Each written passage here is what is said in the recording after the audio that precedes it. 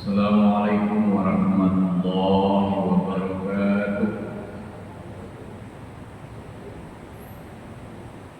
Alhamdulillahirabbil alamin. Asyhadu an la ilaha illallah wahdahu la syarika lah. Asyhadu anna Muhammadan abduhu wa rasuluhu la nabiyya ba'dahu.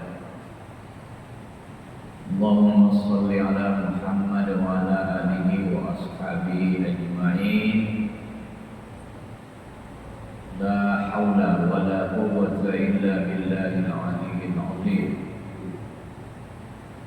Hasbiyallah wa ni'mal wakil. Ni'mal maula wa ni'mal nasir. Amma ba'd.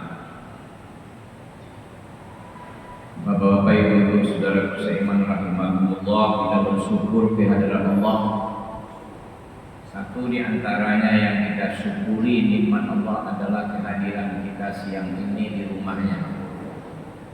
Di saat manusia betapa banyaknya sekarang, jam sekarang ini, tidak usah yang jauh dari kita, di sekeliling kita saja sekarang mereka masih disibukkan oleh dunianya. Maka kita bersyukur bisa hadir di sini dalam rangka memenuhi tujuan kita diciptakan oleh Allah adalah untuk beribadah. Wa ma khalaqtul jinna wal insa illa liya'budun. Aku tidak ciptakan jin dan manusia kecuali untuk beribadah. Bapak-bapak, ibu-ibu, saudara berseiman rahimahullah, alhamdulillah. Sekarang saudara kita sedang telah dan akan berangkat melaksanakan ibadah haji, rukun Islam kelima. Muhammad sallallahu alaihi wasallam mengingatkan, al-hajju mabrur laisa lahu jazaa illal jannah. Haji yang mabrur tidak ada balasannya kecuali surga. Jadi orang yang mendapatkan haji mabrur pasti dibalas oleh Allah dengan surga. Surga paling tidak isinya ada 3. Pertama, isi surga itu adalah aman. Yang kedua, damai. Yang ketiga, kebaikan. Jadi ketiga-tiganya ini sebenarnya adalah kebutuhan manusia. Nah, untuk mendapatkan surga itu kata Nabi, di samping cara lain tapi juga dengan cara haji. Pada kesempatan ini mari kita coba mengambil hikmah dari manasik haji, yaitu peristiwa Mina, di mana ketika jamaah haji berangkat dari Arafah singgah di Musdalifah, kemudian menuju Mina, itu ada 3 tembok yang harus dilempar. Para ulama mencoba mencari pelajaran apa yang dapat kita ambil dari peristiwa itu. Apakah kita harus berjuang hanya di Mina saja atau setiap saat?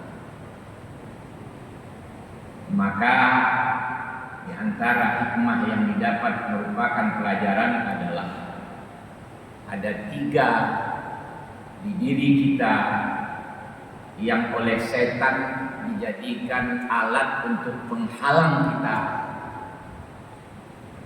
meletakkan cinta hanya kepada Allah atau membuktikan kecintaan kita kepada Allah. Walladzina amanu asyaddu hubban lillah. Orang yang beriman amat sangat cintanya kepada Allah. Ibrahim alaihissalam Khalilullah, ketika dia mendapatkan anak yang sudah lama dirindukannya, yaitu Ismail, Tapi tiba-tiba ketika dia sudah menginjak remaja, dikurang 12 atau 13 tahun lah umurnya, falamma balagha ma'hu sa'. Jadi sa' itu artinya sudah bisa bekerja, sa'i. Jadi sudah bisa mandiri begitulah. Ini juga pelajaran bahwa anak kita seharusnya umur 11, 12, 13 itu sudah mulai diajar mandiri. Maka tiba-tiba ada perintah sembelih anakmu. Kenapa? Karena satu ini lagi ujian terakhir kepada Ibrahim. Apakah dia mencintai makhluk atau mencintai Allah? Ketika diuji dia dengan cintanya terhadap dirinya, dia sanggup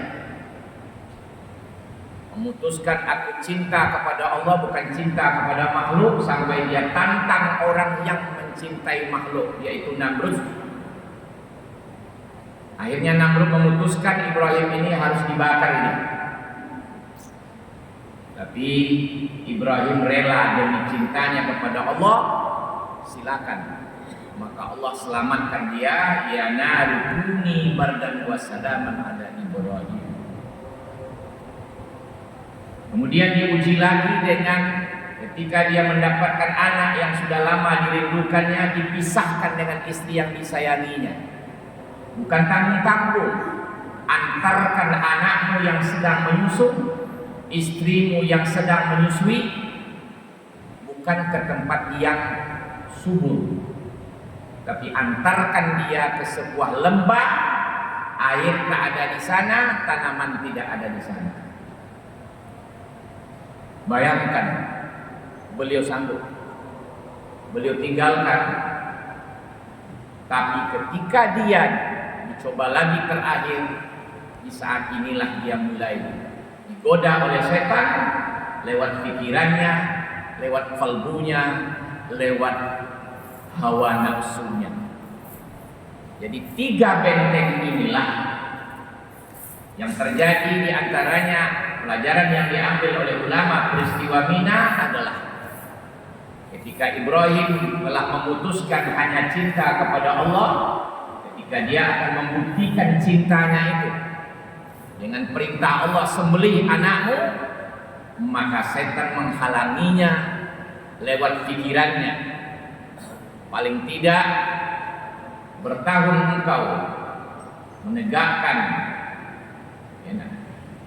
bagaimana hubungan kita dengan makhluk di antara manusia, humanisme, ya.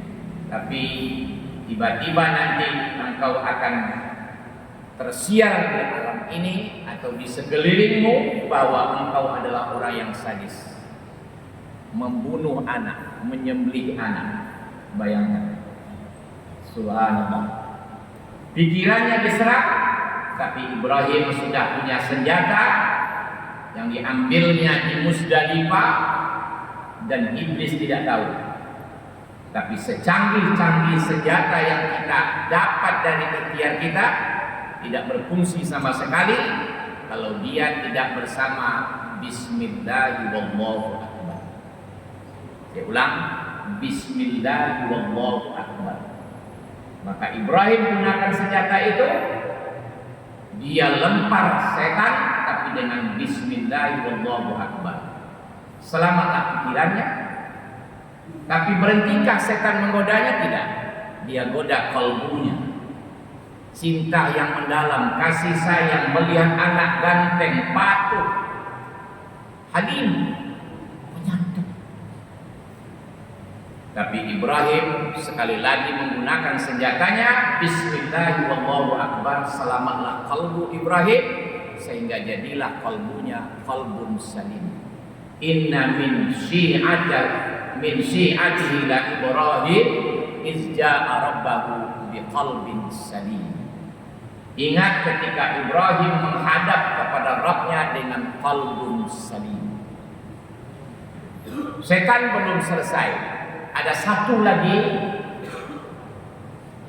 alat yang ada pada diri kita, penghalang untuk menjatuhkan cinta kepada Allah, berkorban karena Allah, yaitu nafsu, hawa nafsu. Maka Setan menggoda lewat hawa nafsunya, sehingga diharapkan nanti hawa nafsu ini menjadi lawama atau ammarah. Tapi Ibrahim gunakan lagi senjata itu, mengusir setan dengan Bismillahirrahmanirrahim, wallahu akbar. Dia lempar, kemudian selamatlah hawa nafsunya atau nafsunya menjadi nafsu mutmainnah. Ya ayyatuhan nafsul mutmainnah, irji'i ila rabbiki radiyatan mardiyah, fadkhuli fi ibadi wadkhuli jannati. Wahai jiwa yang tenang, nafsu yang sudah terkendali, nafsu yang bergelora cinta kepada Allah, nanti ketika dia meninggalkan dunia, kembalilah engkau kepada Rabbmu dalam keadaan Rabbmu meridai kamu meridai dia. Berkumpullah dengan hamba-hambaku, nikmatilah rahmatku di surga. Ibrahim selesai. Maka sebenarnya peristiwa Mina akan terjadi pada kita setiap saat. Tiga inilah yang dijadikan oleh iblis laknatullah beserta bala tentaranya syaitan untuk mengalihkan kita, memalingkan kita dari perintah Allah. Kadang-kadang datang dia di pikiran, kadang datang dia di kalbu, di hati, kadang datang dia di nafsu. Karena itu, mari kita betul-betul serius mempelajari peristiwa Mina ini, yang tentu semuanya itu diuraikan, dijelaskan dalam Al-Quran dan Sunnah Muhammad Sallallahu Alaihi Wasallam. Dengan keberhasilan Ibrahim dan Ismail serta kesabarannya Hajar sebagai ibu, maka sekarang diabadikan apa yang pernah mereka lakukan di Mekah oleh jamaah haji. Saudaraku seiman rahimahullah, andaikan kita belum punya kemampuan untuk berangkat ke sana, paling tidak dari filosofis manasik haji, hikmah manasik haji ini bisa kita terapkan dalam hidup dan kehidupan kita sehari-hari. Insya Allah, apabila pikiran kita menjadi pikiran yang sahih, wa yatafakkaruna fi khalqis samawati wal rabbana ma khalaqta hadza batila subhanaka faqina adzabannar. Pikiran yang sahih adalah selalu memikirkan ciptaan Allah, sehingga dia memanfaatkan ciptaan Allah ini untuk kepentingan dirinya dan seluruh makhluk. Kemudian bagaimanapun hebatnya dari hasil pikirannya, dia tetap mengatakan subhanaka, aku pasti punya cacat ya Allah. Yang tidak pernah punya cacat yang suci itu hanyalah Engkau. Waqina adzabannar, dia berusaha maksimal akan menjauhkan dirinya dan orang lain dari siksaan neraka. Itulah contoh pikiran yang sehat, dan itulah hasil dari melontar di Mina sehingga selamat pikiran Ibrahim.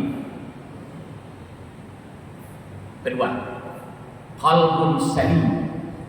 Allah dalam Al-Quran mengulang qalbun salim 2 kali saja. Pertama menjelaskan tentang Ibrahim peristiwa duniawi. Orang yang bisa selamat di dunia adalah yang qalbunnya salim. Buktinya Ibrahim dibakar, dia selamat. Ini isyarat bahwa insya Allah nanti orang yang qalbunnya salim, neraka tidak akan bisa membakarnya, sekalipun dia masuk ke neraka untuk menjemput orang yang pantas dijemputnya atas perintah Allah.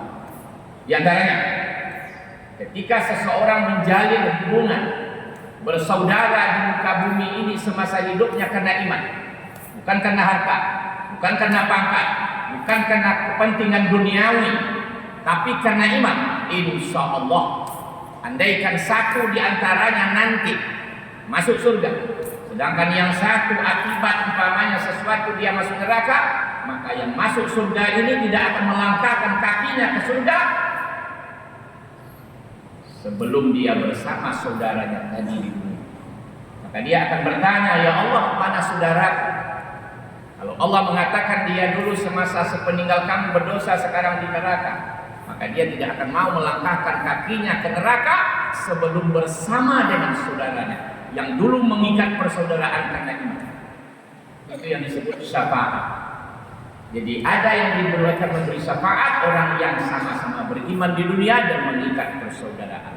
Itulah hasil dari qalbun salim yang dilambangkan ketika kita melontar di Mina menyelamatkan kalbu kita, sehingga Ibrahim dengan selamat kalbu bisa dia laksanakan perintah Allah berkorban. Yang ketiga, nafsu, menjadikan nafsu mutmainnah. Orang yang jiwanya tenang, dia meninggalkan dunia ini dalam keadaan tidak takut dan tidak sedih, malah dia menghadapi sakratul maut dalam keadaan tenang, dan kepadanya ditayangkan tempatnya di alam sana. Itulah yang dikatakan oleh Nabi bahwa orang itu nanti selesai mungkar-mangkir menanyakannya dan semua terjawab, maka mungkar-mangkir mengatakan, tidurlah Anda bagai tidurnya pengantin. Bukan berarti dia tidur terus, dah. Nikmatilah kehidupan Anda sementara ini di alam barzakh, dan kepadanya setiap pagi dan sore ditayangkan surga. Itulah orang yang nafsunya mutmainnah. Ketika dia meninggalkan dunia ini dalam keadaan tenang, Allah ridho kepadanya, dia ridho kepada Allah, dan dia pasti berkumpul dengan hamba Allah di illiyin.